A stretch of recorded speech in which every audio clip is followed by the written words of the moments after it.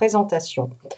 Donc vous verrez, c'est un webinaire qui va être animé en premier, dans sa première partie par Philippe.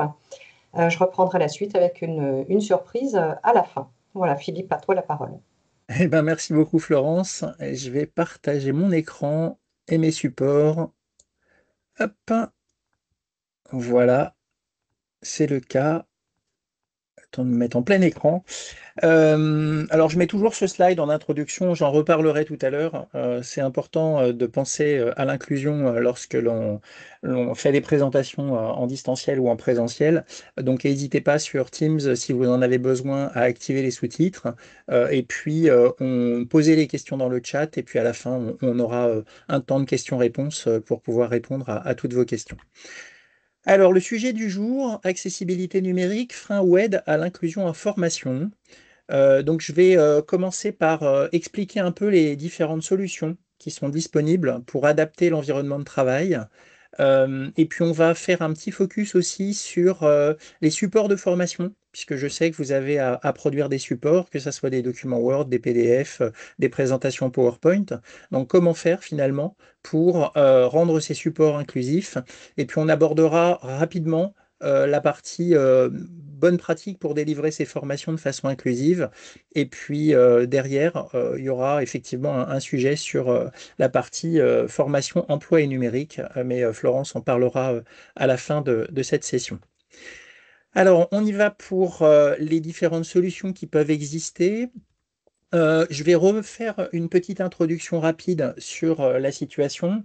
On a de plus en plus de personnes concernées par des situations de handicap, hein, parce qu'en définitive, on reconnaît mieux certaines formes de handicap. On a aussi une population mondiale qui globalement vieillit, mais on reste attentif, et la GFIP et le FIP d'ailleurs restent attentifs sur les sujets autour du chômage des personnes en situation de handicap, hein, avec une ambition de réduire évidemment le taux de chômage, ou au moins d'arriver au même seuil que pour des personnes qui ne sont pas en situation de handicap. Et puis, on a un focus particulier aussi en matière d'éducation, que ce soit pour les jeunes ou que ce soit dans le cadre des formations. Et dans ce monde qui est de plus en plus numérique, l'accessibilité, c'est le vecteur de cette inclusion. On va pas faire un cours sur les handicaps, mais ce slide est là pour présenter finalement la multiplicité des situations qui font que on va devoir tenir compte d'énormément de situations différentes. On va pas uniquement être ciblé sur la vision et l'audition, mais on va aussi essayer de tenir compte de multiplicité de situations et de pluri-handicap également. Je rappelle, hein, 16% de la population active, ce qui est quand même une personne sur 6, une personne sur 7, et 80% de handicap invisible. Donc globalement, ça touche énormément de monde. Si on parle d'accessibilité numérique, pour aussi resituer un peu la définition de l'accessibilité, dans ma définition, c'est concevoir des produits, des services, des environnements, donc avec les personnes concernées. C'est elles qui connaissent les difficultés qu'elles rencontrent. Donc c'est pour elles que l'on va essayer de répondre à un certain nombre de difficultés d'usage, mais en fait, les solutions que l'on met en place peuvent bénéficier à tout le monde. Donc, les solutions que vous allez voir aujourd'hui peuvent à la fois concerner des stagiaires qui participent à vos formations, mais ça peut être aussi pour des enseignants qui ont besoin d'être plus productifs dans la façon d'utiliser les outils. Donc, quand on parle de ces thématiques d'inclusion de personnes en situation de handicap, hein, on a bien trois volets distincts. On a un volet qui concerne l'environnement physique, les locaux. Il faut déjà, évidemment, si on fait une formation en présentiel, pouvoir venir dans la salle où va se dérouler la formation. L'environnement humain, l'accompagnement qui peut exister, à la fois dans les organisations, ça peut être le service médical, ça peut être les référents handicap, ça peut être aussi les enseignants qui sont formés et qui peuvent accompagner évidemment les apprenants dans leur mission de formation. Et puis, bien entendu, l'environnement numérique et donc l'accessibilité numérique, et c'est ce sujet sur lequel on va se concentrer ce matin. Il y a trois thèmes qui sont associés à l'accessibilité numérique. En tout cas, c'est comme ça que moi je décompose en fait le sujet de l'accessibilité. Il y a un premier sujet sur l'environnement numérique. Quels sont les outils, quelles sont les solutions qui peuvent exister? Et donc nous, côté Microsoft, on va le décliner autour du système d'exploitation. On va le décliner autour aussi de Microsoft 365 et de la suite bureautique. Et puis aussi tous les outils collaboratifs comme Teams notamment. Le sujet de la communication inclusive qu'on va aussi aborder ce matin, comment rendre des contenus accessibles et comment présenter ces contenus à tous. Et un sujet qu'on n'abordera pas, ou en tout cas qu'on abordera peu ce matin, concerne le développement de solutions accessibles. Donc comment respecter les normes d'accessibilité, comment s'assurer que l'ergonomie d'une application est bien accessible. Donc ça concerne plutôt les développeurs d'applications, ça concerne plutôt les services informatiques. Donc on n'abordera pas aujourd'hui cette thématique-là.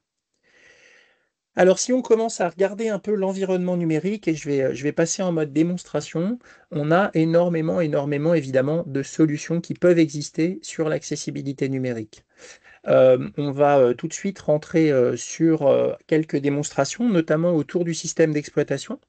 Donc si on utilise la combinaison de touches Windows U sur son ordinateur, on accède à un écran qui propose un certain nombre de réglages d'accessibilité. Alors si vous êtes sur Windows 10, ça s'appelle Options d'ergonomie. Si vous êtes sur Windows 11, ça s'appelle Accessibilité, mais vous allez retrouver peu ou prou les mêmes fonctionnalités d'un environnement à l'autre. Alors on va faire quelques petites démonstrations, hein. On va prendre par exemple la loupe. La loupe va permettre, lorsque l'on l'active, de pouvoir ouvrir éventuellement une fenêtre zoomée. Donc ça, c'est si je suis en mode ancrage, je vais pouvoir zoomer sur ma fenêtre. Donc moi, j'ai mis ma fenêtre de zoom en haut de l'écran, par exemple, et je vais pouvoir augmenter, par exemple, ou diminuer le pas de zoom en fonction de mes besoins. Je peux aussi me mettre évidemment en mode plein écran et dans ces conditions, il faut que je bouge la souris à droite, à gauche, en haut et en bas pour pouvoir accéder aux différentes zones de mon écran. Donc si j'ai un écran secondaire par exemple, ça peut éventuellement être quelque chose de pertinent. Je vais revenir sur le mode ancrage, ça sera plus facile pour la démonstration. On va pouvoir, dans ce mode ancrage, éventuellement inverser la couleur de la loupe, comme ça on la voit bien en haut de l'écran. Et puis, on a aussi la possibilité de bénéficier d'une lecture à voix haute avec un raccourci de lecture. Donc, si j'utilise CTRL-ALT et que je clique sur du texte, par exemple, voilà. Donc, on a une lecture à voix haute de l'information sur laquelle on a cliqué. Alors ça, c'est valable partout, hein. Si j'ouvre, par exemple, une application comme Word et que je fais CTRL-ALT et que je clique, par exemple, sur les menus,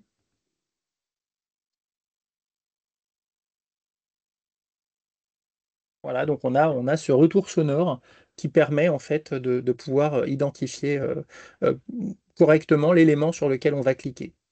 Alors on va désactiver la loupe, on va voir quelques autres fonctionnalités, on ne sera pas exhaustif ce matin dans la mesure où on n'aura pas suffisamment de temps pour tout couvrir. Mais souvent, en complément évidemment de la loupe, on peut aussi avoir besoin de régler son pointeur de souris.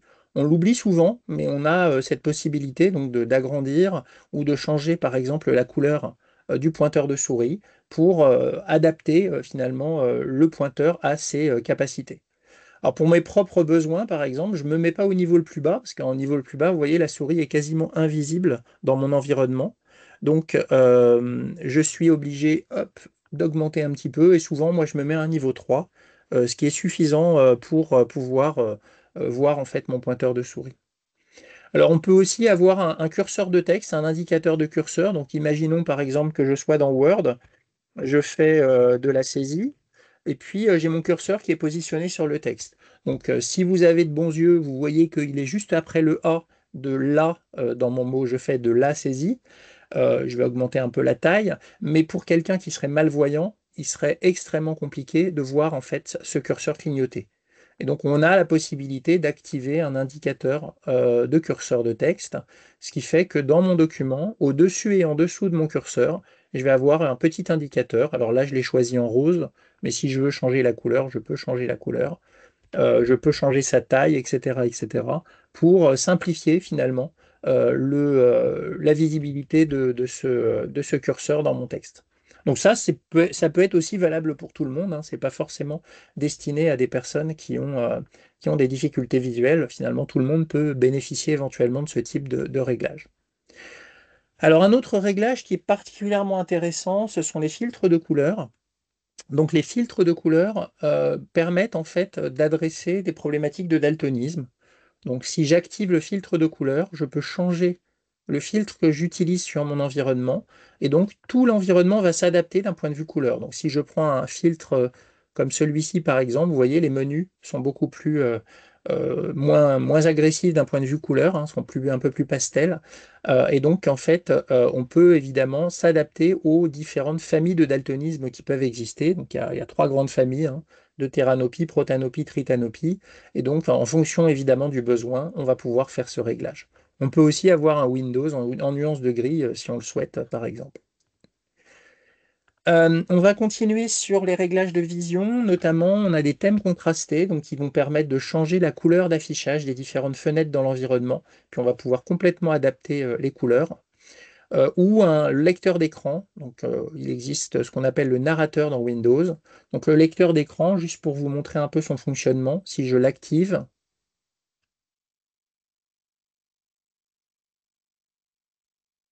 donc si je suis non-voyant, j'ai besoin d'avoir un retour sonore de tout ce qui se passe à l'écran. Je ne vais pas pouvoir utiliser ma souris puisque je ne vois pas le pointeur, mais par contre, je vais utiliser ma touche de tabulation pour naviguer. Si j'ai besoin d'ouvrir ce menu, je vais appuyer sur ma barre d'espace. Et puis, je vais continuer à naviguer avec ma touche de tabulation.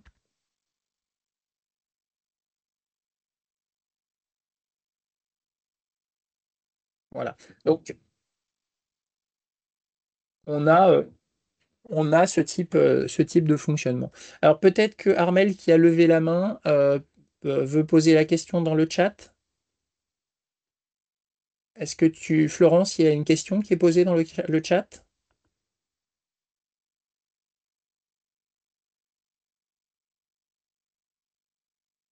Ah, alors je vais regarder. Non, Florence, est-ce qu'il y a une question des personnes qui ont levé la main, peut-être? Ah, vous n'avez pas le son. Alors, excusez-moi, je vais repartager le son. Peut-être que je ne l'avais pas activé. Je refais le test et donc je réactive le narrateur pour voir si ça corrige le problème. Paramètres fenêtre, narrateur, bouton bascule, activé. Afficher plus de paramètres, espace. Espace. Démarrer le narrateur avant la connexion. Espace. Espace. Microsoft Team Volley. Paramètres. Alors, Sortie du narrateur. est-ce que le problème a été réglé ou pas? Et c'est OK pour le son. D'accord, OK, très bien. Donc, je repartage à nouveau mon écran, excusez-moi. Donc on va continuer sur ces fonctionnalités. Donc le principe, hein, si éventuellement certaines personnes n'ont pas entendu, hein, le principe simplement c'est que quand je me déplace sur l'écran avec ma touche de tabulation, je vais avoir une information sonore qui va me décrire l'endroit où je me trouve et je vais pouvoir avec par exemple ma barre d'espace cocher une case ou décocher la case ou activer un bouton, désactiver le bouton. Donc en fait, si vous voulez apprendre à utiliser ce lecteur d'écran, vous avez un petit accueil ici, donc vous pouvez faire ouvrir l'accueil du narrateur et vous avez un petit didacticiel en 13 étapes qui vous permet d'utiliser le lecteur d'écran pour comprendre comment ça fonctionne. Voilà. Alors, il y a d'autres lecteurs d'écran qui peuvent exister, hein. Il y a un lecteur d'écran qui s'appelle NVDA, qui est un lecteur d'écran open source. Et puis, il existe un autre lecteur d'écran qui s'appelle JAWS, qui est édité par Freedom Scientific, qui est finalement la Rolls des lecteurs d'écran, mais qui, pour certaines organisations, peut être un petit peu cher. Donc, voilà. Donc, solution open source, solution payante, en fonction de vos besoins. Alors, on va regarder rapidement ce qui J'ai juste une existe. question, Philippe. Oui, pardon, je t'en prie. Ouais, excuse-moi, il y a juste une question sur quelle est la différence avec le lecteur immersif. Alors, le lecteur immersif, son objectif, on le verra un petit peu plus tard dans la présentation, l'objectif du lecteur immersif, c'est plutôt de faciliter la lecture pour des gens qui peuvent avoir soit de la dyslexie, des troubles de l'attention, mais ce n'est pas des personnes qui sont non-voyantes. Le lecteur d'écran a vraiment pour vocation de décrire le déplacement que l'on fait sur l'écran lorsqu'on navigue sur une application.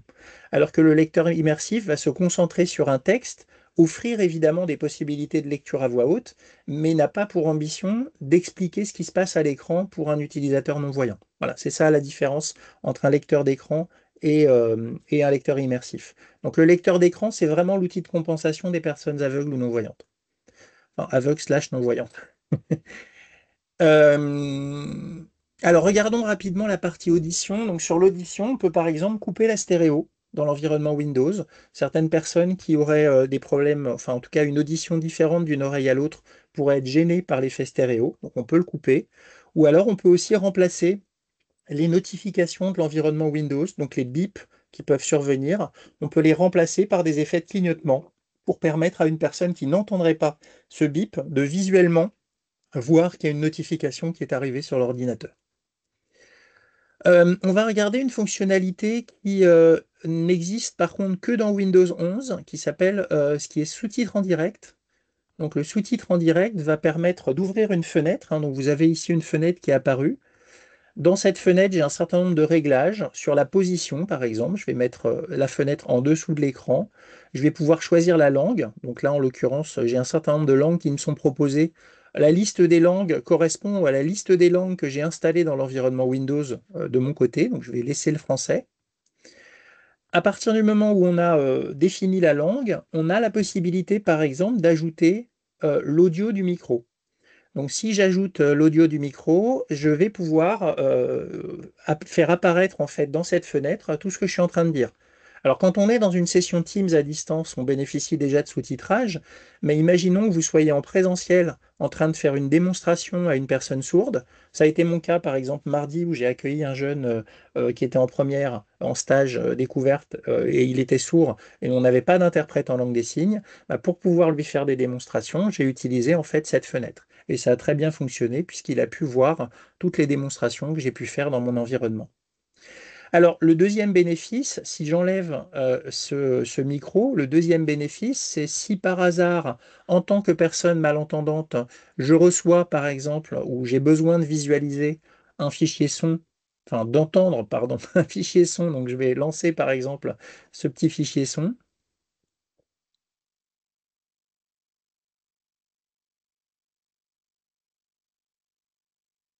Voilà, donc en fait, l'outil va me permettre de créer en fait un sous-titre et d'afficher ce sous-titrage. Ça va être vrai aussi sur une vidéo, hein, si j'ouvre une petite vidéo.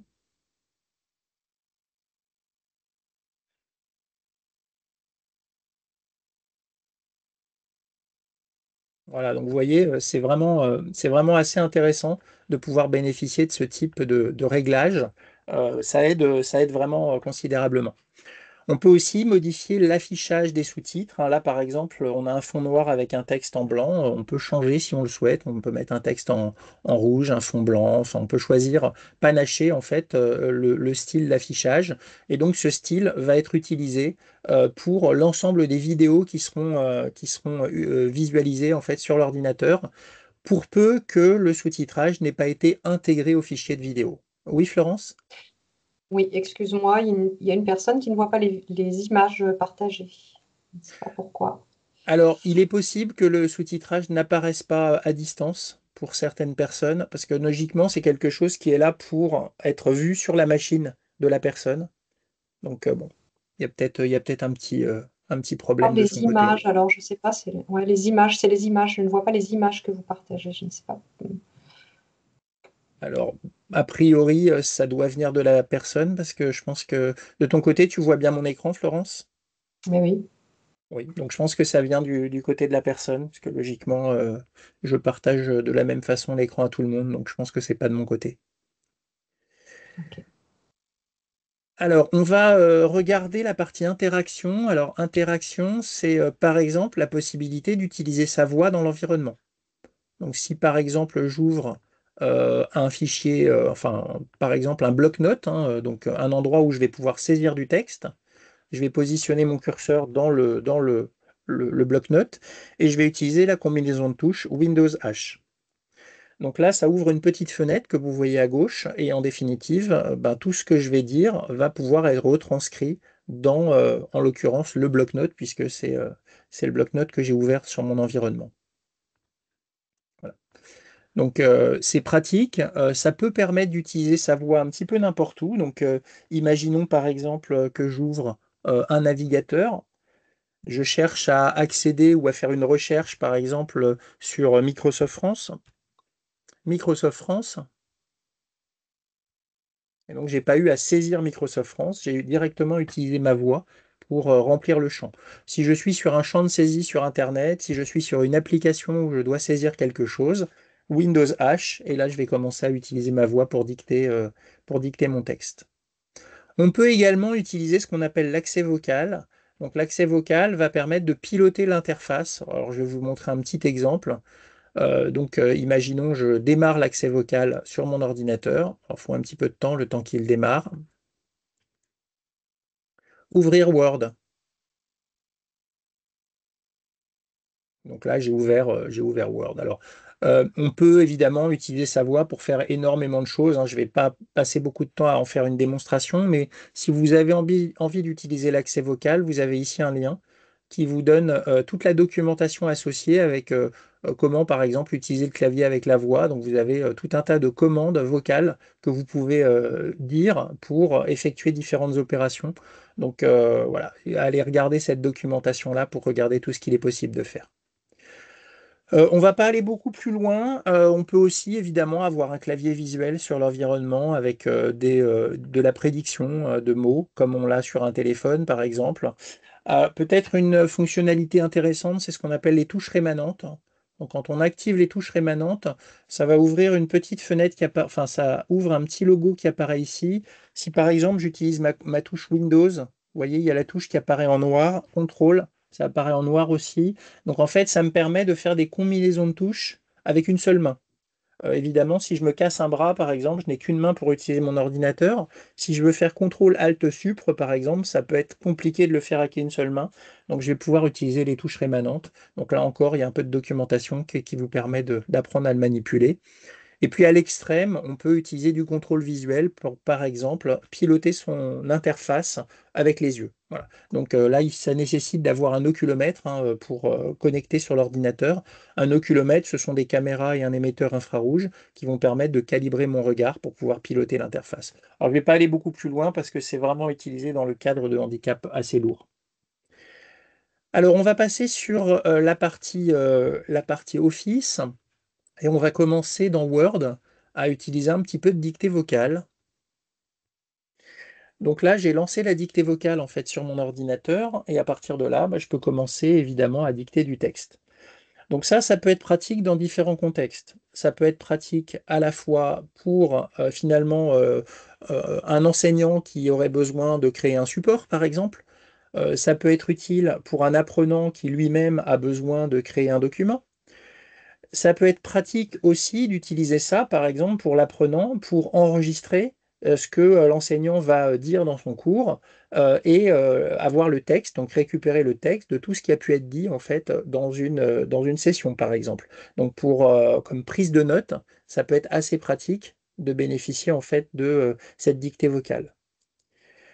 Alors, un petit conseil, lorsque vous utilisez la dictée vocale, vous allez forcément commettre des erreurs, parce que quand on prononce des choses, voilà, de temps en temps, on peut commettre des erreurs. Mais le simple fait de voir les erreurs à l'écran va induire une façon différente de parler.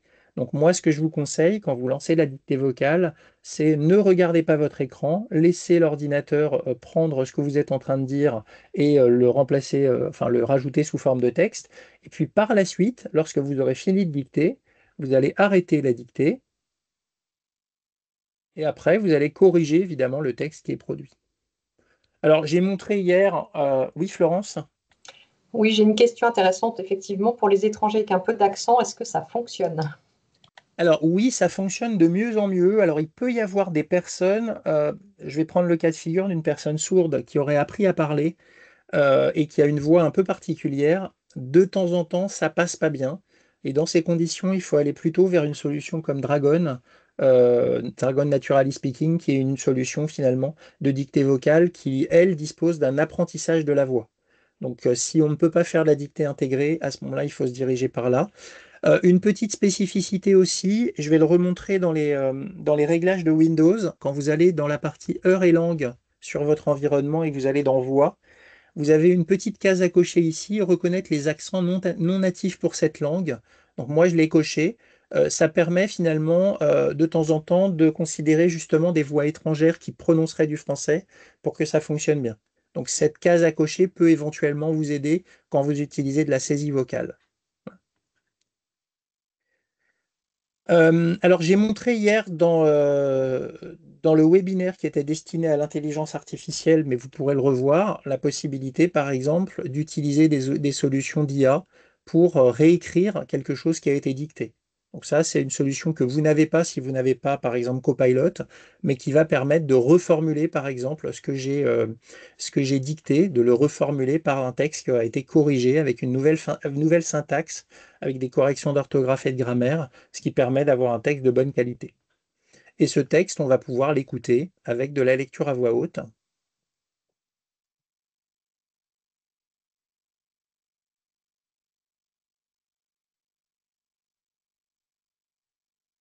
Je vais m'arrêter là, mais vous voyez, le résultat est relativement de bonne qualité. On va pouvoir aussi. Philippe, on n'avait pas entendu, je crois que dans le partage d'écran, il n'y avait pas l'option partage du son coché. Oui, Pourtant, il est je vois coché que pour là, moi. j'ai des messages, pas de son, pas de son, plus de son. Alors, je recommence à repartager l'écran. Pourtant, j'ai partagé mon son. Je refais un petit test. On va voir si ça marche. Je vais vous expliquer l'utilisation de la dictée vocale sur un ordinateur, qui permet la transcription. Est-ce que ça marche, Oui, Florence? Oui, c'est bon? Ok, d'accord. Donc, oui, désolé, je pense que le partage de son a tendance à sauter. Je ne sais pas pourquoi, mais bon. Quand on va parler d'accessibilité, on parle aussi potentiellement pas que de personnes en situation de handicap, on peut aussi parler de personnes qui ne comprennent pas le français, hein, qui sont allophones. Donc on a aussi des outils de traduction qui existent. Donc dans Révision langue, je vais pouvoir par exemple traduire ce texte du français, je sais pas, à l'espagnol par exemple, ou à l'anglais. Allez, on va prendre de l'anglais. Je vais pouvoir cliquer sur Insérer et il va transformer le texte qui au préalable était en français en anglais. Et je vais pouvoir, par exemple, l'écouter avec une voix anglaise. I will explain to you the use of voice dictation on a computer, which allows the immediate transcription of your speech into text. Voilà. Donc on a beaucoup, beaucoup de possibilités en fait en relation avec les traductions, avec la lecture à voix haute, etc. Il y avait une autre remarque, Florence? Non, pas pour l'instant, non, non. C'est D'accord. Non, j'ai vu une main transitoirement qui est levée, qui s'est qui rebaissée. applaudissait, oui, tout à fait. Ah, Mais d'accord, ok. Je n'avais pas bien vu, désolé. Alors, on va continuer. On parlait tout à l'heure de la possibilité finalement de disposer d'un lecteur immersif. Donc, dans le menu affichage, on a effectivement un lecteur immersif qui est intégré dans Word, dans lequel je vais pouvoir, par exemple, écarter les caractères pour améliorer la lisibilité. Donc, pour des personnes qui seraient dyslexiques, ça leur facilitera la lecture. On peut avoir un séparateur syllabique avec un petit point entre les syllabes pour la prononciation, par exemple pour des personnes étrangères ou qui apprendraient la langue. Un outil de focus qui peut permettre de se déplacer de ligne à ligne sur le texte pour des personnes qui auraient des difficultés de concentration. Et on peut par exemple se mettre aussi sur 3 lignes ou 5 lignes en fonction de son besoin.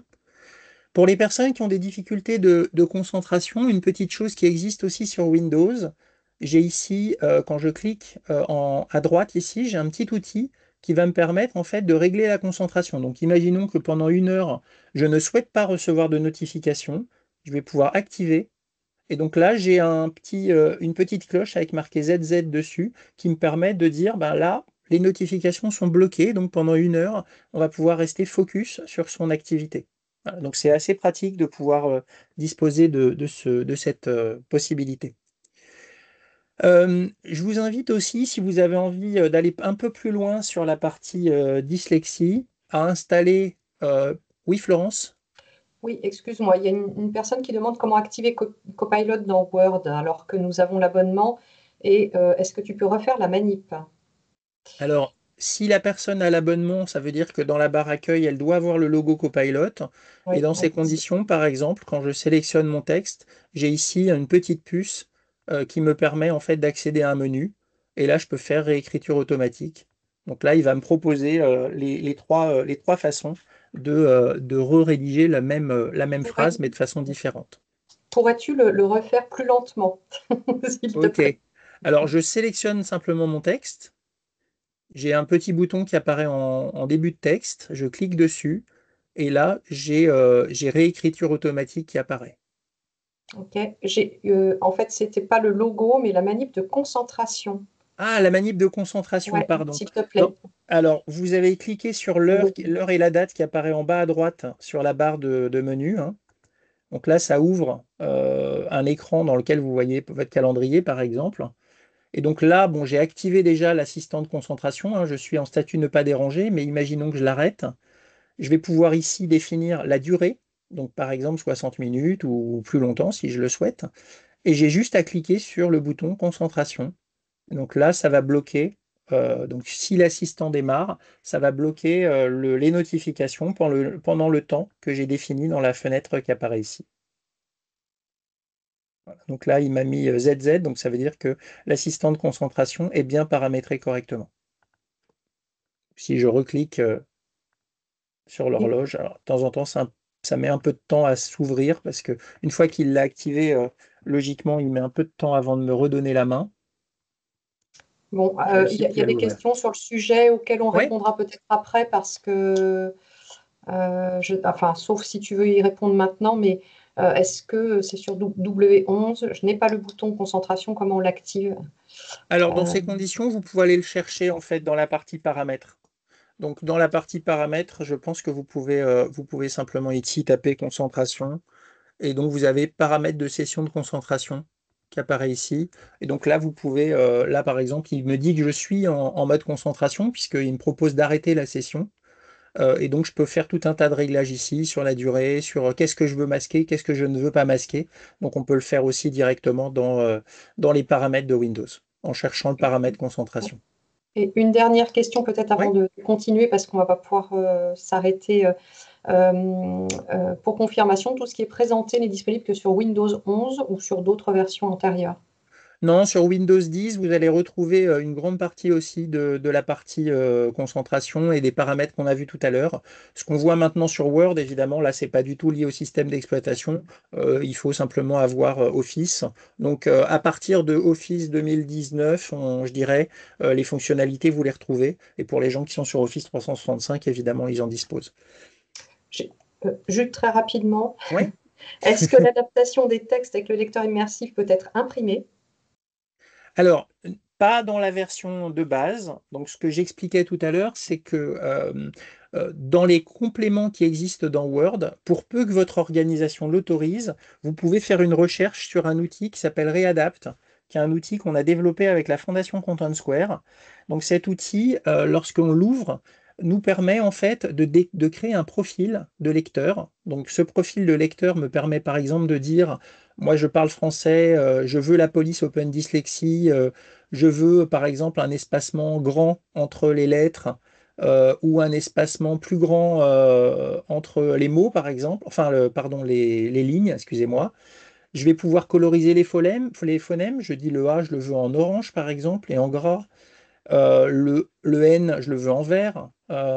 Et puis quelques lettres, j'aimerais que le B soit dans cette couleur, le P dans une autre. Donc je vais sauvegarder en fait ce profil. Et à partir du moment où j'ai ce profil qui a été défini, quand je suis sur un document, j'ai simplement à cliquer sur Adapte le document. Là, il va ouvrir le document en appliquant le profil. Et là, j'ai le bouton imprimer qui va me permettre d'imprimer le résultat. Donc, si j'ai besoin d'imprimer un texte pour une personne dyslexique, par exemple, je vais pouvoir lui créer son profil et l'imprimer. Donc, c'est assez pratique. Alors, ça nécessite que l'outil Readapt puisse être installé dans votre environnement. Donc, si votre service informatique l'a potentiellement bloqué, il faut leur demander éventuellement s'il est possible de l'installer, sachant qu'il n'y a pas d'accès réseau avec cet outil, donc il n'y a pas de contrainte de sécurité particulière en relation avec cet outil, et il marche même en mode déconnecté. Donc là, voilà, par exemple, j'ai mon texte, je fais Readapt, adapte le document, et hop, automatiquement, il applique le profil que j'avais préalablement créé. Mais ce n'est pas une licence Windows en plus. Non, c'est un outil complémentaire qu'on peut installer sur l'environnement Word et qui existe aussi dans le navigateur. Donc, si vous êtes sur Chrome ou sur Edge, vous pouvez installer aussi une version qui fonctionne dans votre navigateur et qui permet de faire la même chose. Voilà. Alors, on va aussi regarder d'autres fonctionnalités dans Word. On a aussi l'outil rédacteur hein, qui vous permet d'avoir une vérification d'orthographe et de grammaire. Donc, pour des personnes qui auraient des difficultés de dysorthographie, par exemple, ça peut être un outil intéressant. Euh, et je crois que sur Word, on a à peu près fait le tour. on va aller regarder ce que l'on peut faire dans PowerPoint. Alors dans PowerPoint, je vais aller créer une présentation. Je vais créer une présentation par exemple sur Paris et je vais insérer une image. Voilà, je vais choisir. C'est une présentation que je fais assez fréquemment si des gens me suivent.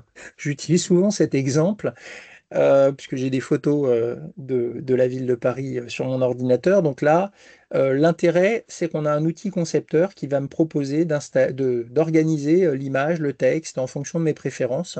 Donc, je vais pouvoir choisir le modèle qui m'intéresse. Et quel est le lien finalement avec le handicap? Le lien avec le handicap, c'est que si par exemple vous avez à mettre beaucoup d'images sur votre diapositive, et que vous avez une difficulté de motricité, je sais pas, une dyspraxie par exemple, ou des troubles musculo-squelettiques, bah, réorganiser les images les unes par rapport aux autres, les redimensionner, les repositionner correctement, pourrait s'avérer complexe, alors que là, bah, vous avez différentes propositions qui vous sont faites, vous choisissez celle que vous préférez, vous cliquez et tout est fait. Vous pouvez le faire de façon dynamique, vous retirez une image, le concepteur va automatiquement remouliner pour vous proposer d'autres façons d'organiser les images les unes par rapport aux autres. Si on va un petit peu plus loin, on peut rajouter aussi du texte. Par exemple, parler, marcher, on va prendre le train, l'avion, le bateau. Voilà, donc j'ai mis un certain nombre de mots. Quand je sélectionne cette liste, le concepteur peut automatiquement me proposer d'aller mettre des pictogrammes, donc ce qui va permettre finalement d'améliorer l'accessibilité de l'information. La personne ne peut peut-être pas lire le mot marcher, mais voit le pictogramme d'un bonhomme en train de marcher et donc se dit, OK, là ça veut dire marcher, là ça veut dire train, là ça veut dire avion, etc., etc. Alors maintenant, j'ai fait cette présentation, je veux pouvoir la partager à un auditoire en présentiel, par exemple dans une salle de formation.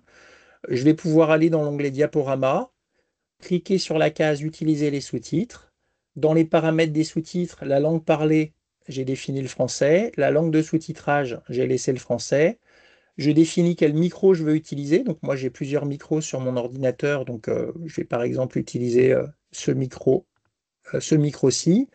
La position du sous-titrage que je souhaite, donc je vais la choisir sous la diapositive, je me mets en plein écran, et donc à partir de là, bah, je vais pouvoir faire ma présentation avec un sous-titrage adapté. Alors un petit conseil, si vous êtes dans une salle et que vous projetez des diapositives à l'écran, moi je vous conseille de ne pas positionner les sous-titres en bas de l'écran, mais plutôt de les mettre en haut de l'écran. Dans ce mode-là. Alors pourquoi? Ben simplement parce que dans la mesure où vous vous déplacez dans la salle, vous allez peut-être masquer l'écran sur lequel vous projetez en fait vos supports. Et donc le simple fait de penser à mettre les sous-titres en haut va probablement faciliter la vie de personnes qui verraient les sous-titres masqués chaque fois que vous passez devant les diapositives. Donc voilà, c'est un petit conseil de faire ce type de paramétrage. Alors de la même façon, on va pouvoir, par exemple, sous-titrer dans une autre langue. Donc là, je vais faire ma présentation en français avec un sous-titrage, par exemple, en anglais. Donc si j'ai des participants qui ne parlent pas français, je vais pouvoir leur proposer un sous-titre dans leur langue. Donc ça, c'est plutôt pratique aussi d'un point de vue inclusion. Et puis on peut le faire dans l'autre sens. Donc je peux laisser les sous-titres en français, mais cette fois-ci, moi, je vais parler en anglais. Donc vous pouvez avoir un intervenant qui parle en anglais, par exemple. So now, for example, I'm doing the presentation in English, but you see, you have the subtitle in French, so you can follow my presentation just reading the subtitle. Voilà. Donc c'est assez instantané, ça marche assez bien en termes de fonctionnement. Donc voilà, et ne pas hésiter à utiliser ça massivement lorsque l'on fait des présentations. Alors on va poursuivre, on va regarder rapidement l'interface de Teams, on va se mettre en mode réunion. Je vais fermer la fenêtre de sous-titrage qui apparaît ici et on va aller simplement dans le menu Autres, dans Langue et Voix. Vous voyez que vous pouvez ici afficher les sous-titres. Donc quand on affiche les sous-titres, on a les sous-titres qui apparaissent en bas de l'écran et on va pouvoir, avec la petite molette qui apparaît ici, aller dans les styles de légende et aller changer, par exemple, la couleur de la police de caractère, la couleur de l'arrière-plan. Donc là, j'ai mis du bleu sur fond blanc.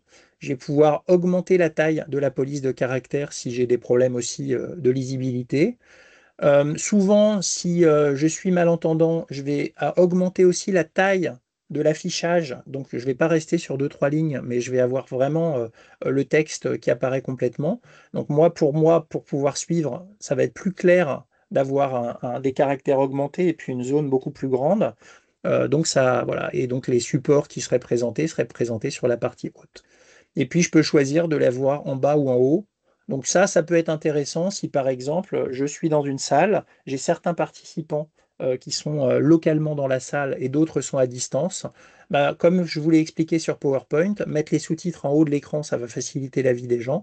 Et puis, ils vont pouvoir le voir. Oui, Florence? Oui, excuse-moi. Une personne redemandait si les sous-titres fonctionnent automatiquement, pas besoin de l'intervenant actif, quoi que ce soit avant. Alors, on peut le faire dans ce mode-là. Moi, c'est le mode que je choisis. Donc, pour le faire, dans le menu Autres, dans la partie Paramètres, vous avez une entrée qui s'appelle Accessibilité. Et vous avez la possibilité ici de dire toujours afficher les sous-titres dans mes réunions. Ça veut dire que chaque fois que vous rejoignez une réunion, automatiquement la fenêtre de sous-titrage va s'ouvrir. Donc là, moi, par exemple, ce matin, alors je me suis connecté sur Teams, j'ai pas eu besoin d'ouvrir la fenêtre de sous-titrage, elle va s'ouvrir par défaut. Vous avez aussi, pour les gens qui auraient la version premium de Teams, dans les paramètres de langue, vous avez aussi la possibilité de traduire dans une autre langue vos sous-titres. Mais ça, ce n'est possible que pour les gens qui ont une version premium de Teams. Voilà, la version premium, en fait, intègre un certain nombre de fonctionnalités d'intelligence artificielle, notamment la traduction en direct. Voilà. Ne pas oublier aussi, lorsque vous êtes organisateur de la réunion, en amont de la réunion, pensez à bien définir quelle est la langue qui va être utilisée pendant la réunion. Le cas échéant, si la langue est mal paramétrée, imaginons que ça soit paramétré en anglais et que la présentation se fasse en français, le résultat de sous-titrage va être déplorable. Donc c'est l'organisateur, là par exemple, n'étant pas dans l'environnement AGFIP qui a organisé la session de la journée, je ne peux pas changer cette langue. Et il n'y aurait que Florence, par exemple, qui elle est de la GFIP, qui pourrait y avoir accès si par hasard la solution était mal paramétrée. Florence, une autre remarque? Oui, bon, visiblement ta présentation a un grand succès, donc on pose la question de savoir si tu réalises des prestations de formation sur ces sujets pratico-pratiques. Voilà. Je fais des présentations gratuites en fait, donc je ne devrais pas le dire parce que je vais avoir trop de monde à me contacter.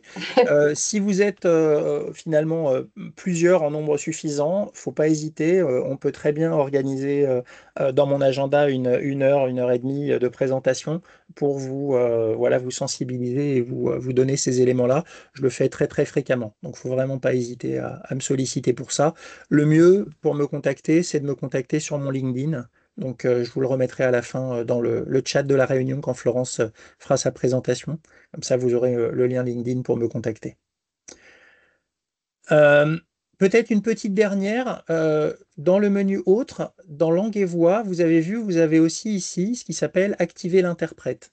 Activer l'interprète permet, imaginons que la réunion se passe en français, mais que moi je suis espagnol par exemple. Moi j'ai envie d'avoir une traduction à la volée en espagnol de tout ce que les personnes vont dire.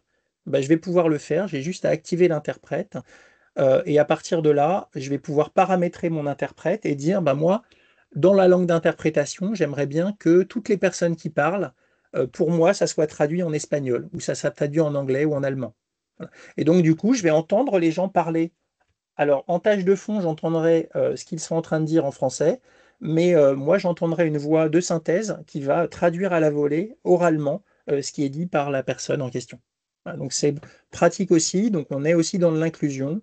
Un peu moins sur la notion, entre guillemets, handicap, mais ça fait partie aussi des difficultés d'interaction. Donc, c'est intéressant. C'est assez nouveau, hein, donc, il est possible que pour certains, vous ne l'ayez pas encore dans votre interface, mais vous pouvez assez facilement l'avoir. Je vais désactiver l'interprète, voilà, comme ça je n'aurai pas de problème particulier. On va continuer. Une petite dernière. On va aller sur OneNote pour vous montrer un autre lecteur immersif. Alors, je vais utiliser pour ça un texte. Alors, c'est un texte, j'interviens aussi dans des écoles. Donc, j'ai un texte du Petit Prince que j'utilise beaucoup pour mes démonstrations. Et dans le menu affichage de OneNote, j'ai aussi un lecteur immersif qui est un petit peu plus complet que celui que vous avez vu dans Word précédemment. Donc quand j'ouvre ce lecteur immersif, donc ça ouvre une fenêtre, hein. Cette fenêtre va me permettre de lire le texte à voix haute. Mais le renard revint à son idée. Ma vie est monotone. Je vais pouvoir changer la voix, hein, si je préfère une voix masculine ou féminine, et puis la vitesse associée de la voix si je veux. Je vais pouvoir changer aussi la taille des caractères, donc la taille du texte. Je peux augmenter l'espacement, donc pour des personnes dyslexiques. Je peux changer le thème d'affichage en fonction de mes préférences de lecture. Je vais pouvoir aussi faire de la colorisation grammaticale, hein, donc les noms, les verbes, les adjectifs, les adverbes, donc la construction de la phrase. Donc ça peut être pratique quand on apprend la lecture, par exemple, ou pour une personne étrangère qui aurait besoin d'apprendre à identifier, je sais pas, par exemple, les conjugaisons. Est-ce qu'il y a bien un accord entre le nom et le verbe, par exemple? Euh, un séparateur syllabique comme on avait dans Word. On a ici un outil de focus donc sur lequel on va pouvoir balayer le texte, donc soit avec les boutons, soit avec la molette de la souris, en fonction de ses préférences. Donc on peut choisir hein, une ligne, trois lignes, cinq lignes, en fonction de son besoin. On a un petit imagier. Alors l'imagier va permettre, lorsque je clique sur les mots, d'avoir des images qui représentent les différents mots sélectionnés. Ça met un tout petit peu de temps. Voilà, là par exemple, c'est les hommes. Homme. La traduction en anglais. Men. Voilà. Donc ça peut être assez intéressant. On avait l'anglais lorsque l'on cliquait sur le mot, parce que j'avais dans cette liste mis que c'était de l'anglais, mais je peux très bien, par exemple, dire je veux de l'allemand et je veux traduire le document en allemand. Donc là, hop, pardon, il va faire la traduction en allemand. Je vais pouvoir du coup le lire en allemand Doch der Fuchs kam wieder auf seine Idee. avec une voix en allemand. Alors je peux le faire aussi en anglais, puisque je pense qu'il y a plus de gens à parler anglais que allemand dans la salle. But the fox came back to his idea. Et puis j'ai même à l'extrême, alors ça concerne moins les organismes de formation, mais j'ai aussi un outil de pratique de la lecture. Donc je vais l'activer pour vous le montrer. J'ai plus qu'à cliquer sur le micro et puis je vais m'entraîner à lire. Donc imaginons que vous soyez intervenant et vous devez faire une présentation ou une formation par exemple en anglais. Vous avez besoin de vous entraîner à parler en anglais. Bah, vous pouvez le faire avec l'outil. But the fox came back to his idea. My life is monotonous. I hunt chickens, men hunt me. All chickens look alike and all men look alike. Voilà, je vais l'interrompre. 89% de justesse, donc j'ai encore un peu de travail. 147 mots par minute. Là, c'est un peu rapide. Et donc, j'ai 5 mots qu'il faut que je m'exerce à retravailler parce que je les ai mal prononcés. Donc, je vais pouvoir le faire ici. Lorsk vu eats pret, appuie sur Chickens. vu rendes batterie servo plus Alors, pratiquer fait progressor. mon environnement est un peu français, un peu anglais, donc c'est pour ça que j'avais un son qui était lu avec une voix anglaise au lieu d'une voix française. Mais normalement, sur votre environnement, vous aurez bien la voix en français qui viendra vous dire si vous avez bien travaillé ou pas. Donc vous pouvez comme ça vous entraîner. Alors on peut le faire évidemment en français hein, si on ne traduit pas. Donc c'est la langue qui apparaît qui va être utilisée pour la pratique de la lecture. Bon, c'était une petite aparté, mais c'est toujours intéressant. Puis je pense qu'il y a quelques parents dans la salle, donc ils pourraient être intéressés pour leurs enfants par ce type de pratique de lecture. Cet outil peut être utilisé aussi gratuitement, puisque si vous allez dans le store de l'environnement Windows, pardon, je vais aller taper store. Voilà, vous allez sur le Microsoft Store. Vous pouvez faire une recherche pour les gens qui n'auraient pas Microsoft Office. Vous pouvez faire une recherche sur l'application OneNote et il y a une version gratuite de OneNote qui existe. Alors on va attendre une petite seconde. Voilà, OneNote. Hop, on fait une recherche. Et donc, dans les applications disponibles, vous avez cette application gratuite OneNote avec le lecteur immersif intégré, donc vous pouvez l'installer sur votre environnement personnel également. Voilà. Petite digression, mais toujours pratique. Alors, il nous reste un peu de temps et on va revenir sur les supports. Donc, on a vu tout un tas de possibilités finalement de réglages dans Word. On a vu un certain nombre d'outils dans PowerPoint, certains dans OneNote, certains dans Teams. Je voulais passer un peu de temps aussi pour vous expliquer comment vous pouvez rendre accessibles vos supports de formation. Alors ça, c'est extrêmement important puisque vos supports de formation, vous pouvez être amené à les diffuser et à les donner aux participants. Et donc, parmi les participants, certains pourraient avoir des difficultés à lire le document que vous leur transmettez. Quand on communique, finalement, on a un certain nombre de prérequis à avoir, puisqu'on va avoir à la fois à produire des contenus, donc on peut produire des documents, des présentations, on peut publier sur des réseaux sociaux, on peut créer des vidéos, des podcasts, des mails. Donc ça, c'est finalement la façon de créer des contenus. On va présenter ces contenus. On a vu déjà un certain nombre d'exemples avec du sous-titrage dans Teams, du sous-titrage dans PowerPoint, avec voilà, la possibilité d'avoir de la traduction à la volée dans Teams avec un interprète, mais aussi les utilisateurs qui, eux, vont utiliser des outils. On l'a vu tout à l'heure, un utilisateur non-voyant va utiliser un lecteur d'écran. Un utilisateur malvoyant va utiliser une loupe. Un utilisateur malentendant va utiliser des sous-titres. Donc en fait, il faut être bien conscient que vous, en tant que producteur de contenu, votre ambition, c'est de pouvoir diffuser ces contenus pour que les personnes qui ont besoin d'utiliser ces contenus et qui utilisent eux-mêmes des outils d'adaptation puissent les consommer dans des bonnes conditions. Alors, ça, c'est un certain nombre d'exemples de difficultés rencontrées. Alors, avec l'adaptation numérique la plus utilisée. Donc, par exemple, Sophie, qui est aveugle, va utiliser principalement un lecteur d'écran. Lorsque vous allez produire des contenus, vous devez vous assurer que dans les contenus que vous allez créer, vous allez bien définir des textes alternatifs pour des images, pour des tableaux, et vous allez vous assurer de la structuration du document. Je vais vous montrer de façon pratico-pratique comment on le fait. Pour quelqu'un comme Anthony qui est malvoyant, lui va utiliser une loupe. Donc ce qui va être important pour lui, c'est d'avoir un contraste suffisant entre la couleur du texte et la couleur de fond. Parce que s'il est malvoyant et qu'en plus il y a un problème de contraste, ça risque d'être complexe pour lui.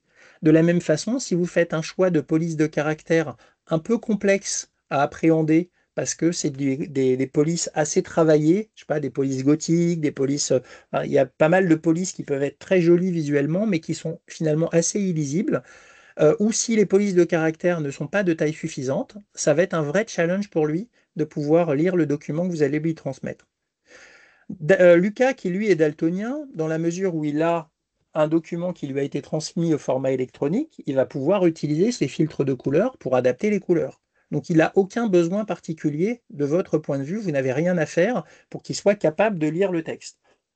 Évidemment, il va avoir les mêmes besoins en termes de lisibilité au niveau des contrastes de couleurs entre le texte et la couleur de fond. Mais pour lui en particulier, à partir du moment où le document que vous lui transmettez est un document en format électronique, il va pouvoir utiliser Windows pour adapter les couleurs. Alors Léa, qui elle est malentendante, elle utilise les sous-titres, que ce soit les sous-titres dans Teams, que ce soit les sous-titres dans PowerPoint, que ce soit les sous-titres dans le sous-titrage en direct qui est présent dans Windows. Donc elle, si vous créez des vidéos, elle a besoin de sous-titres. Donc vous devez lui fournir des sous-titres. Si vous ne lui fournissez pas de sous-titres, elle a un palliatif avec les sous-titres en direct, mais les sous-titres en direct peuvent ne pas être de bonne qualité si la qualité du son, par exemple, dans votre vidéo n'est pas bonne. De la même façon, si vous créez un podcast, bah, la personne ne pourra pas entendre, Léa ne pourra pas entendre le podcast, elle a besoin d'une transcription textuelle de ce podcast pour être capable de lire ce qu'elle ne peut pas entendre. Pour des personnes qui ont des troubles cognitifs comme Philippe, par exemple, lui va utiliser un lecteur immersif pour pouvoir plus facilement lire, écarter les caractères. Il peut utiliser l'application Readapt que l'on a vu préalablement pour adapter l'affichage à son propre besoin. Si vous avez besoin d'imprimer un document que vous lui transmettez, il va pouvoir le faire avec Readapt en augmentant les écartements entre les caractères et ensuite en cliquant sur le bouton d'impression. Pour quelqu'un comme Adrien, donc qui n'est pas en situation de handicap mais qui est allophone, hein, donc qui ne parle pas bien français, lui va utiliser un traducteur. Alors si vous lui fournissez un document en format PDF, ça va être plus compliqué pour lui de traduire que si vous lui fournissez une version Word ou une version PowerPoint dans lequel il a un traducteur intégré. Voilà. Donc ça, c'est un certain nombre d'exemples de difficultés. Et donc si on parle de documents, quelqu'un comme Sophie, donc qui est non-voyante, ou quelqu'un comme Anthony qui est malvoyant, eux, ils ont un certain nombre de besoins d'adaptation. Donc on va revenir sur le document Word, et je vais aller rajouter dans mon document Word une image. Donc je vais rajouter, hop, le temps que la fenêtre s'ouvre. Je vais aller sélectionner une image. Voilà, je vais prendre par exemple cette image ici. Je vais un peu la réduire en termes de taille. Et je vais aller regarder le texte de remplacement associé à l'image. Je vous expliquerai après à quoi ça sert et je vais simplement le supprimer. Voilà. Et puis je vais prendre dans mon texte quelques mots et je vais les mettre dans une couleur un peu grise, voilà, donc qui est un peu complexe à lire. Alors vous vous apercevez dans mon environnement que devant le texte difficile à lire ou devant l'image qui n'a pas de description alternative, j'ai un petit bonhomme qui est apparu et qui va m'aider à rendre accessible mon document. Si vous voulez activer cette fonctionnalité dans votre environnement Word, vous pouvez aller dans le menu Fichier, dans la partie Options, au niveau des paramètres d'accessibilité, et vous avez une case à cocher ici, Afficher les options de création de documents accessibles pré-version.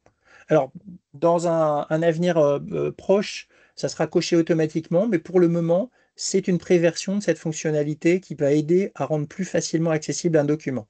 Si vous ne la cochez pas, vous n'aurez pas le petit bonhomme. Et dans ces conditions, ce que vous allez faire sur votre document, c'est dans le menu Révision, pardon, qui est ici, vous avez un bouton Vérifier l'accessibilité, ou en bas du document, vous avez un bouton Accessibilité, consulter nos recommandations. Donc quand vous cliquez soit sur ce bouton-là, soit sur le bouton en bas de l'écran, vous ouvrez une fenêtre qui est un assistant d'accessibilité et qui va vous donner un certain nombre de conseils. Donc là, par exemple, j'ai 2 problèmes à régler. Si vous avez activé votre assistant avec le petit bonhomme, vous pouvez cliquer sur le petit bonhomme, il vous dit, bah là, j'ai un contraste de texte qui est difficile à lire, il vous propose des couleurs, avec la petite lampe qui apparaît ici, il vous explique ce que c'est et pourquoi c'est important d'avoir un bon contraste par rapport à un mauvais contraste. Donc il vous explique que si la couleur de contraste est faible par rapport à l'arrière-plan, il est difficile à lire pour de nombreuses personnes. Et donc vous avez ici aussi la possibilité de cliquer sur la palette de couleurs et vous avez un bouton qui apparaît ici qui vous permet de dire moi je veux que les couleurs qui sont suffisamment contrastées par rapport à ma couleur de fond. Et donc il vous propose uniquement les couleurs de la palette qui sont suffisamment contrastées. Donc, je vais choisir une couleur et le bonhomme a disparu et vous voyez ici j'ai corrigé mon problème d'accessibilité. Alors imaginons que ce document je souhaite l'enregistrer au format PDF. Je vais aller dans mon menu fichier, je vais aller sur le bouton exporter. Là, vous voyez, j'ai encore un problème d'accessibilité puisqu'il me dit, avec une fenêtre qui apparaît en jaune, nous avons des recommandations qui faciliteront la lecture du fichier PDF pour des personnes handicapées.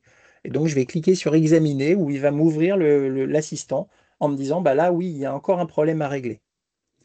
Donc, si je veux régler ce problème, je vais pouvoir entrer la description directement dans la fenêtre ici. Là encore, j'ai une explication à quoi ça va servir. Ou alors, je peux simplement sélectionner l'image. Avec le bouton droit, j'ai affiché le texte de remplacement et je vais pouvoir ici décrire mon image. Il s'agit d'une image de statue sur laquelle on voit un certain nombre de chevaux et puis quelqu'un qui est tiré sur un char, qui lève une main en l'air. À gauche, on voit un toit avec un drapeau français. On voit également beaucoup de nuages et le fond de l'image représente un ciel bleu. Donc j'ai fait ma description. Alors pour vous expliquer l'intérêt de faire cette description, c'est que si j'active sur mon ordinateur mon lecteur d'écran, donc ce que je vous ai montré tout à l'heure, Document 1, Word fenêtre, document 1, édition. donc là j'ai une lecture à voix haute de mon document avec mon lecteur d'écran, donc si je vais sur mon image, Il s'agit d'une image de statue sur laquelle on voit un certain nombre de chevaux. Et puis quelqu'un qui est tiré sur un char, qui lève une main en l'air à gauche, on voit un toit avec un drapeau français. On voit également beaucoup de nuages et le fond de l'image représente un ciel bleu, image, aligné sur le texte. Sortie du narrateur. Voilà. Donc là, grâce en fait à cette description d'image, bah, mon document est maintenant accessible. Hein. Donc ici, il me dit tout semble bien, nous avons détecté aucun problème. Donc si j'exporte ce document, bah, j'ai plus la fenêtre en jaune, hein, puisque globalement, là, mon document est accessible. Donc ça veut dire que si je crée mon fichier PDF correspondant à ce document, le fichier PDF correspondant va être également accessible. Alors, quand on est sur un document qui ne contient pas beaucoup d'informations, donc qui fait 1 ou 2 pages, ça sera suffisant de faire ces contrôles. Si par hasard mon document fait davantage de pages, il va falloir que je pense aussi à le structurer. Donc, imaginons que je rajoute des chapitres dans mon document. Donc, j'ai rajouté un titre et puis j'ai mis chapitre 1 et chapitre 2. Il faut que je pense dans le menu accueil à aller définir un style, donc dire ça c'est mon titre. Et puis ça, c'est mon titre de niveau 1, et ça, c'est un autre titre de niveau 1. À quoi ça va servir? Ben, simplement dans le menu affichage, à disposer dans le volet de navigation d'un moyen de passer d'un chapitre à l'autre. Donc il y a des raccourcis clavier qui existent pour passer d'un chapitre à l'autre. Donc si la personne non-voyante, par exemple, a besoin d'accéder au chapitre 10 de mon document, si elle n'a pas ce chapitrage, si elle n'a pas cette structuration, elle sera dans l'incapacité de pouvoir passer directement d'un chapitre à l'autre. Elle va être obligée de lire le document linéairement pour arriver sur le chapitre qui l'intéresse. Donc c'est extrêmement important aussi de structurer son document. Philippe, puis-je Oui, poser une question bien sûr. intermédiaire? J'ai une personne qui n'a pas vu comment activer le vérificateur de contraste. Alors, le vérificateur de contraste, alors, c'est le vérificateur d'accessibilité, je pense, plutôt la L'accessibilité, question. oui, je pense que Ouais. c'est ça. Voilà. Donc en fait, c'est ici, c'est dans le menu révision, vérifier l'accessibilité, ou alors le bouton qui apparaît en bas de l'écran. Là, il me dit par exemple accessibilité, vérification terminée, parce que mon document est déjà accessible.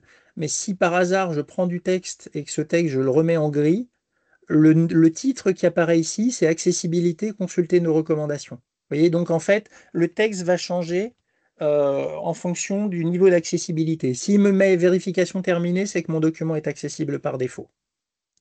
Et on le voit à droite, dans la barre à droite, le couleur et contraste, en fait, voilà ici. Ah oui, ensuite, Je pense quand que on c'est est ça. effectivement, oui, quand on est sur sur un problème de contraste sur du texte et que je clique sur contraste de texte difficile à lire, je peux choisir autre couleur de police. Et donc, ça m'ouvre une fenêtre dans laquelle j'ai ici un bouton contraste élevé uniquement. Donc, si je ne l'active pas, il me présente toutes les couleurs de la palette. Mais ça ne m'aide pas beaucoup à changer le contraste parce que je ne sais pas quelles sont les couleurs contrastées ou pas contrastées. Si je clique sur contraste élevé uniquement, là, il va me proposer uniquement les couleurs qui sont suffisamment contrastées selon lui. D'accord? Donc, en fonction évidemment des normes d'accessibilité. Donc, si je clique sur une couleur, automatiquement, il me fixe le problème de contraste. Est-ce que je peux continuer avec juste une Oui, bien petite sûr. question? Peut-être l'avez-vous déjà abordé, mais comment activez-vous le menu PictoFalk? Alors, je n'en parle pas parce que pour le moment, PictoFalk, c'est en test, c'est quelque chose qu'on développe avec la sécurité sociale. C'est en test auprès d'une entreprise adaptée, enfin une ESAT plus exactement. Et donc, pour le moment, on n'en parle pas. Ça sera disponible dans les compléments, logiquement. Ça permet, en fait, lorsque l'on a un texte, d'aller identifier des pictogrammes et de proposer des pictogrammes pour créer du Falk. Mais pour le moment, ça apparaît effectivement sur mon environnement, mais il est pas, vous ne pouvez pas l'installer chez vous pour le moment. Voilà. Je publierai sur les réseaux sociaux quand il sera disponible et vous pourrez à ce moment-là l'installer. Est-ce qu'il y a d'autres questions? Oui, alors super, merci. Voilà. Est-ce que Readapt est payant? Non, Readapt est gratuit. C'est gratuit. Vous avez aussi le cartable fantastique qui propose des barres d'outils supplémentaires. Ça peut être pratique si vous avez des personnes qui pourraient avoir des difficultés euh, cognitives, par exemple. Donc, vous allez voir sur le site du cartable fantastique, ils font un très très bon travail sur ces outils et c'est disponible à la fois dans un environnement comme Word, mais c'est aussi disponible sur des environnements OpenOffice. Voilà. Très bien. Alors, ce qu'on a fait sur Alors, Word en termes... si Oui, excuse-moi, j'ai encore une je t'en question prie. effectivement qui était bien plus haute et je t'ai laissé terminer et donc qui revient, merci. Des outils avec des signes de la LSF Alors, pour le existent. moment, ça n'existe pas, c'est-à-dire en fait, il y a des sociétés comme Keia qui proposent quelques solutions. Donc, par exemple, ça, c'est des vidéos qui m'ont fait, qui en fait, ils sont capables avec leur outil sur des phrases extrêmement simples de créer un avatar qui va signer, hein, comme on le voit ici. Mais par contre, c'est encore un peu balbutiant sur des phrases un peu compliquées ou sur un texte. Donc voilà, c'est pas encore en mode automatique. Ça va arriver, mais c'est pas encore en mode automatique aujourd'hui. Voilà. Mais c'est joli, ça marche bien. Est-ce qu'il y a d'autres questions? J'en ai peut-être oublié au passage. Je pense qu'on reviendra On à ce reviendra moment-là. Ce que je peut-être dessus, ouais, propose, ouais. voilà, c'est si les questions auxquelles on n'a pas, auxquelles t'as pas pu répondre ou que moi j'aurais peut-être zappé au fil de l'eau, j'en suis désolée. Je vous invite à les poser à la toute fin de la présentation. On réactivera les micros à l'occasion.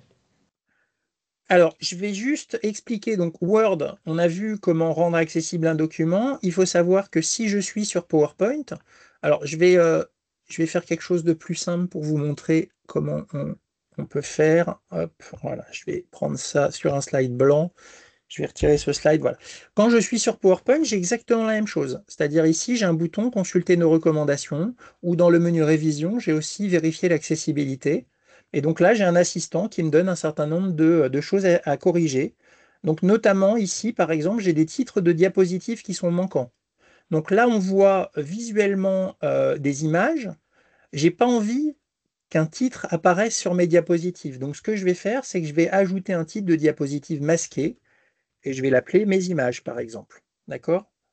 Alors, à quoi ça sert? Si je suis, par exemple, en mode plan ici, je vois ici un plan et donc il est important que pour chaque diapositive, on ait bien un titre associé pour permettre à des personnes non-voyantes d'abord de naviguer d'une diapositive à l'autre et si cette diapositive l'intéresse, de rentrer dans la diapositive et de naviguer dans cette diapositive avec son lecteur d'écran.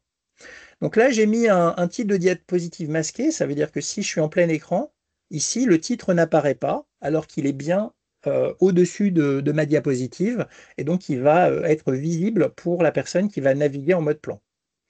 Donc, si je continue à rendre accessible ma présentation, j'ai ici d'autres titres qui manquent. Donc, celui-là, je peux l'ajouter. Il peut être visuel. Hein. Donc, je peux très bien ici mettre mes activités, par exemple.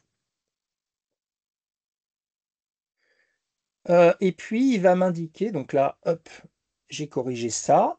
Euh, Pardon, passer en revue les descriptions. Alors, il me demande aussi de vérifier les différentes descriptions associées aux images que j'ai sur ma présentation.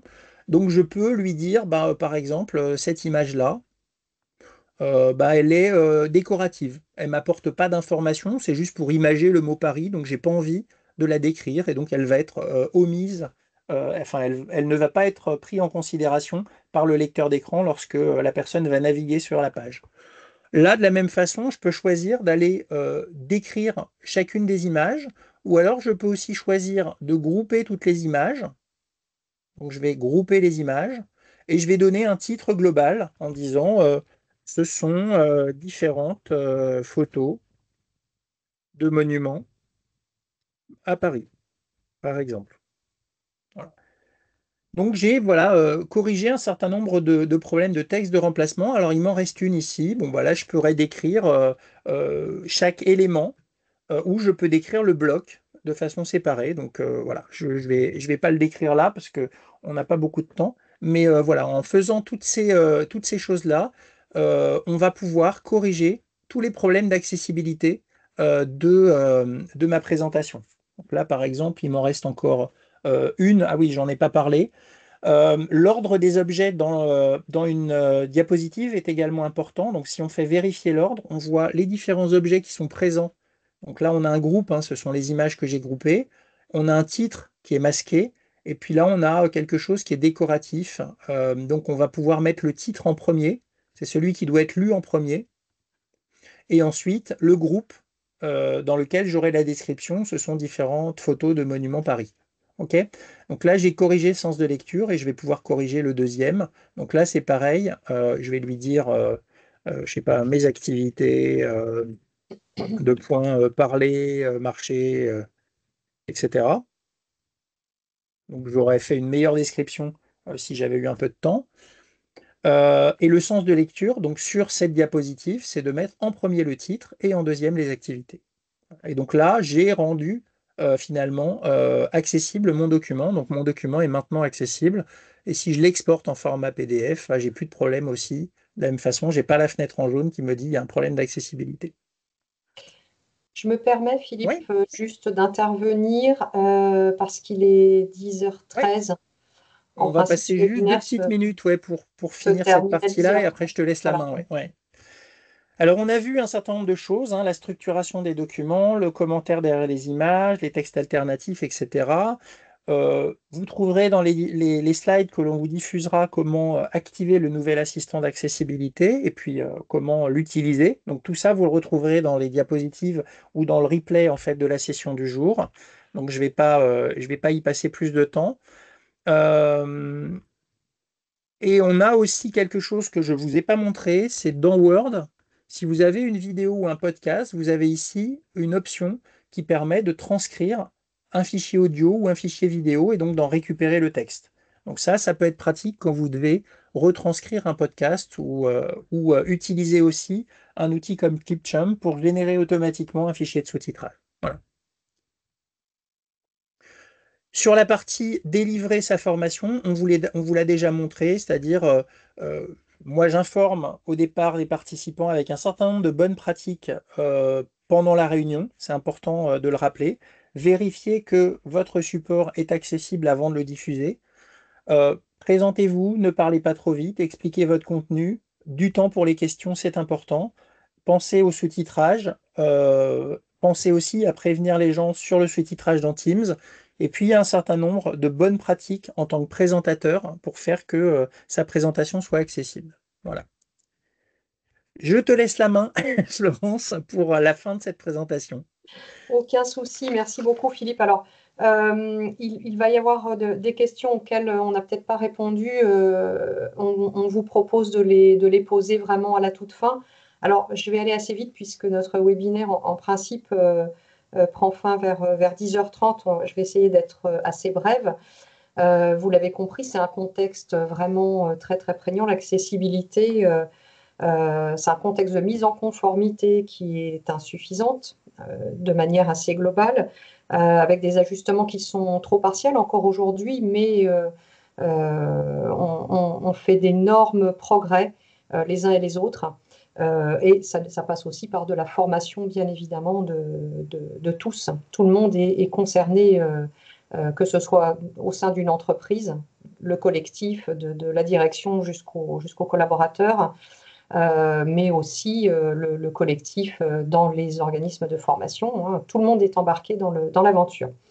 Et donc, à ce titre, l'accessibilité est au centre de toutes les démarches de l'AGFIP, déjà même en interne, mais également dans tous les projets d'appui à la professionnalisation qui, comme vous le savez, l'appui à la professionnalisation est un service phare de l'AGFIP qui propose des produits pédagogiques sur le handicap au sens large, de la sensibilisation jusqu'à l'approfondissement d'un certain nombre de thématiques. Sur l'accessibilité plus particulièrement, on met à disposition aujourd'hui, donc gratuitement, hein, de l'ensemble de nos cibles, donc entreprises, OFCFA, acteurs du dialogue social, du maintien, de la santé au travail, etc., un certain nombre de produits en auto-formation, 100% d'auto-formation, ce qui permet de réaliser les modules à votre convenance, sans contrainte.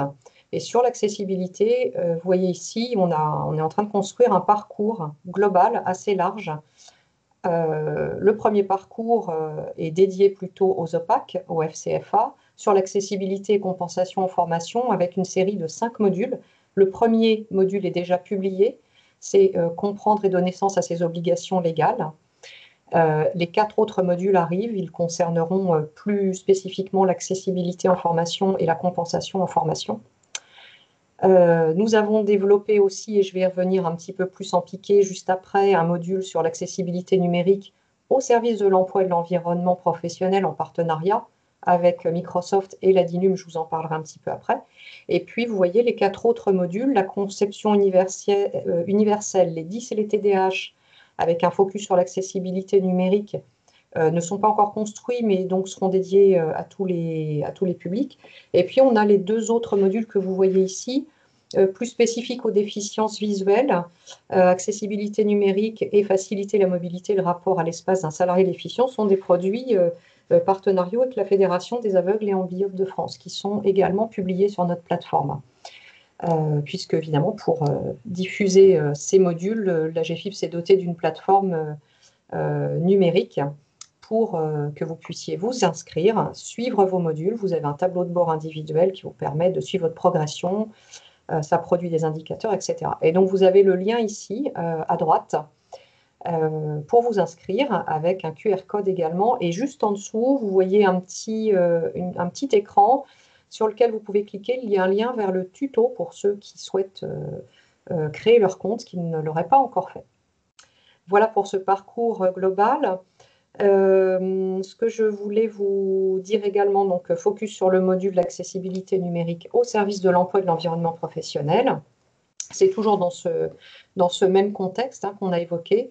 Eh bien, la GFIP, Microsoft et la DINUM, c'est la direction interministérielle du numérique, ont décidé de mutualiser leurs expertises pour créer un module spécifique dédié aux entreprises sur ce sujet de l'accessibilité. Et de cette collaboration donc, est né un module en auto-formation d'environ 30 minutes qui répond à 3 objectifs principaux donc, que vous voyez ici, qui correspondent également à peu près à la structure du module lui-même en 3 parties, avec aussi une particularité en introduction, une interview d'Antoine Cao de la DINUM, qui est le directeur des programmes sur l'accessibilité au numérique en particulier, et puis en conclusion, une conclusion également de Philippe sur le sujet. Donc je vous invite à le découvrir, je ne vais pas aller plus avant parce qu'on va manquer un petit peu de temps. Le mieux, c'est de vous inscrire sur la plateforme pour aller découvrir tous ces produits qui, je le rappelle, sont gratuits. Ce qui est important aussi de rappeler quand même, c'est que l'accessibilité au sens large, que ce soit pour les OFCFA ou les entreprises, embarque vraiment, encore une fois, tous les collaborateurs à tous les niveaux et pas seulement les référents handicap. C'est l'affaire de tous. Voilà. Et ça, c'est vraiment, je pense, le leitmotiv et ce qu'il faut retenir de ces démarches à mettre en place. Un petit mot sur la RHF, qui est donc la ressource handicap formation, que certains connaissent sans doute déjà. La RHF, évidemment, alors dans le cadre du parcours sur l'accessibilité et compensation en formation, va venir appuyer effectivement cette approche pédagogique et est là pour appuyer concrètement les actions que l'on peut mener sur le sujet. C'est l'offre de services dédiée aux OF et CFA, aux OPAC, qui propose concrètement donc, un appui, des conseils pour assurer une meilleure prise en compte du handicap en formation et puis une meilleure prise en compte en fait de la diversité des besoins des apprenants. Et voilà, pour que les OFCFA puissent proposer des formations plus inclusives à tous les niveaux, au niveau technique, au niveau des supports pédagogiques, voilà, au niveau de l'accueil, à tous les niveaux. Voilà, la RHF aide à maîtriser aussi les obligations légales. Je pense aussi à Calliope, à mieux repérer aussi des situations de handicap. Elle permet de mettre en relation les OFCFA aussi avec des experts, notamment sur des appuis spécifiques par exemple. Et puis, donc, elle aide aussi les OFCFA à se professionnaliser sur le sujet. Les liens utiles. Je vais vite vers les 3 outils digitaux. J'en profite, Florence, sur les choses qui sont à disposition sur le site de la GFIP pour les OPCO CFA. On a fait une série de webinaires qui est disponible en replay. Donc, par rapport à ce qu'on a montré aujourd'hui, vous avez des ateliers d'1 heure en fait sur chacun des produits. Donc, avant de me solliciter pour une présentation, vous pouvez aussi consommer déjà ces supports disponibles sur le site de la GFIP. Merci. Absolument. Merci. Donc, les liens utiles vers les 3 outils digitaux dont vous aurez le support, donc vous pourrez cliquer dessus pour aller directement les consulter. La plateforme ressources handicap formation dédiée donc aux OPAC. Pour vous professionnaliser, eh bien la plateforme, en fait, le service numérique d'appui à la professionnalisation, où vous retrouverez l'ensemble des produits pédagogiques gratuits à disposition de nos publics sur diverses thématiques, les webinaires RHF de la page acteur de formation, et pour déposer une demande d'aide, le portail national de demande d'aide financière. Voilà.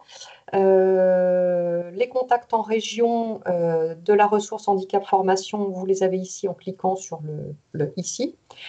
Pourquoi? Parce qu'en fait, on devrait parler des ressources handicap formation en réalité, puisque chaque délégation régionale a sa propre RHF et déploie donc des webinaires, organise des ateliers spécifiques, vraiment régionaux, adaptés aussi aux besoins et aux acteurs et aux contacts régionaux. Donc, on devrait parler des RHF. Voilà. J'ai fini, moi, pour ma présentation. J'ai juste un lien aussi, un lien qu'on va vous copier. Philippe, je crois que tu as la main en dessus. charge, oui. Voilà. On va vous copier également un lien vers une étude qui a été réalisée par la mission Observation Handicap du CARIFOREF PACA, publiée en 2023, qui est intitulée Accessibilité handicap, quels enjeux à l'ère de la transition numérique et digitale. C'est une étude qui a mobilisé notamment la coopération de plusieurs représentants de l'AGFIP, du siège et puis CARIFOREF. Et elle prenait cette enquête pour exemple des enjeux en matière d'accessibilité numérique et les bonnes pratiques à l'œuvre dans le secteur de la formation agricole. C'est un peu spécifique, mais ça peut s'avérer effectivement très utile. Donc voilà, on vous en fait part. J'ai rajouté également, Florence, un lien vers le site du Manifeste Inclusion. Donc, c'est un Oui, groupe tout à fait. sur l'accessibilité numérique qui vient de sortir. Je pilote ce groupe. On a sorti un document d'une 60aine de pages sur l'accessibilité numérique. Donc, si vous voulez aller regarder ce guide, il est assez riche et contient énormément de choses pour vous aider sur le sujet. On vous conseille de suivre du coup le module qu'on a co-construit avec Microsoft et la Ouais. DINUM, parce que vous aurez également, pour aller plus loin, un certain nombre de ressources dont cette ressource fait partie, notamment. Voilà. Eh bien, écoutez, place aux questions. On a encore 5 bonnes minutes. Ce que je vais faire. Alors, je vais J'ai remis activer le comme micro. prévu mon lien LinkedIn pour des gens qui voudraient me contacter. Voilà, ça c'est fait. Si vous avez des questions, peut-être qu'on peut activer les micros, Ouais, Florence, c'est si tu le ce souhaites. Ouais. que je fais de suite. Voilà. En principe, les micros sont activés. Voilà, donc vous pouvez activer vos micros. Oui, Voilà, Adriana? oui. Adriana? Non, les micros ne sont pas activés. Ah. Si, il suffit que de son côté, elle l'active. Je pense que ça doit être bon. Activez de votre côté, oui, parce que moi, je l'ai Ouais. fait de manière globale, mais est-ce que ça fonctionne ou pas? Non? Oui, bonjour, est-ce que vous Si. m'entendez? Oui, tout à fait. Voilà. Bonjour, Florence. Adriana Calvi, je suis la référente handicap du ministère de la Justice. Oui. J'aurais une question concernant le module qui est partagé en interministériel avec la DINUM, du coup. Oui. Est-ce que c'est disponible d'ores et déjà sur la plateforme? Publié hier soir. D'accord. C'est très récent. Très bien. Très bien. De la même manière, nous, on a un outil interministériel qui s'appelle Mentor, D'accord. qu'on pourrait comparer à votre plateforme actuelle. Et on a une construction de parcours également. Donc, est-ce que vous savez si ça a été mis en place également? C'est prévu de le publier en même temps? Alors, ça, Adriana, concernant les produits d'appui à la professionnalisation pédagogique qui sont des produits plutôt partenariaux, pour le coup, tu peux me contacter directement. D'accord, entendu. Voilà, parce que le service numérique d'appui à la professionnalisation et celui de la GFIP et de ses partenaires.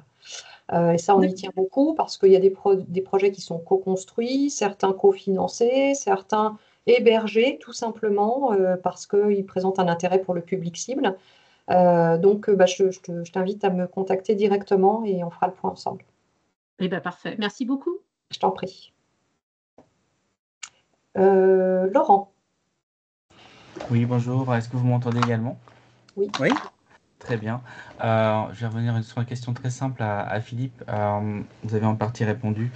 Donc, en préambule, sur quel webinaire on peut déjà auto-apprendre de vos présentations sur l'accessibilité avant de vous contacter pour aller plus loin?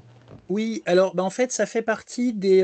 Quand on a montré les liens tout à l'heure, ça fait partie du lien webinaire RHF, acteur D'accord, de la formation. Donc ça marche. normalement, c'est à cet Je les ai, endroit-là. ouais. C'est des webinaires qu'on avait fait l'année dernière. On en a fait 6, je crois. Donc allez regarder. Il y en a un sur Word, un sur Windows, un sur PowerPoint. Un peu ce qu'on a vu aujourd'hui, mais de façon un peu plus détaillée, un peu plus lent pour que vous puissiez suivre, parce qu'on sait Parfait. qu'aujourd'hui, c'était trop rapide. Parfait. Deuxième question, c'était pour l'étape suivante, à partir de combien de personnes et enfin, quel est votre seuil pour avoir à peu près une formation pour aller plus loin? Ouais, je dirais si il y a une trentaine de personnes, ça vaut le coup, parce que Ouais. j'aurais du mal après sans ça à me mobiliser, Sur une durée de combien de de temps? façon individuelle.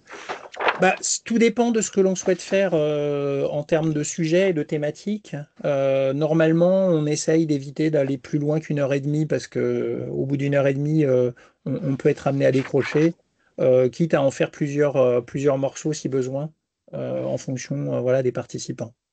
Très bien, merci de votre réponse. Je laisse la place aux autres. Avec plaisir. Laurent, peut-être.